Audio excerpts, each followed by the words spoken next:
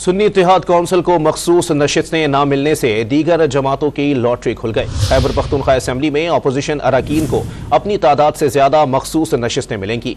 इस हवाले से मजीद जानते हैं डॉन न्यूज के नुमाइंदे अब्दुल हकीम से। अब्दुल हकीम, मजीद अपडेट कीजिएगा। जी बिल्कुल, इलेक्शन कमीशन की जानिब से फैसले के बाद खैबर पख्तूनख्वा की जो दीगर सियासी अपोजिशन जमातें हैं उनकी वारे नियारे हो गए हैं और मौजूदा खैबर पख्तूनख्वा में अपोजिशन की तादाद मुंतखब अरकान की 20 है, जबकि मखसूस नशिस्तें 30 मिल जाएंगी। फार्मूले के तहत JUI के जो 7 MPAs है उसके बदले में खवातीन की मखसूस 9 नशिस्तें मिलने का इम्कान है।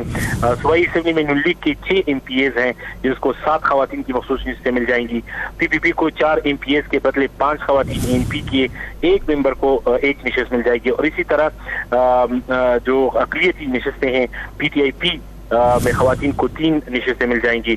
अक़लियती नशिस्तों के हवाले से JUI को 4 नशिस्तों में से 2 नशिस्तें मिल जाएंगी और पाकिस्तान पीपल्स पार्टी और नून लीग के अरकान को भी एक नशिस्त मिल जाएगी। इस तरह खैबर पख्तूनख्वा में इस वक्त अपोजिशन के अरकान की तादाद मुंतखब 20 से 30 अगर इनको मखसूस नशिस्तें मिलेगी तो कुल तादाद 50 हो जाएगी, जो कि किसी भी वक्त फैसला और जो इससे कबल इजलास भी नहीं बुला सकती थी अपोजिशन, अब इजलास बुलाने के भी अहल हो जाएंगे। जी बहुत शुक्रिया अब्दुल हकीम अपडेट करने के लिए।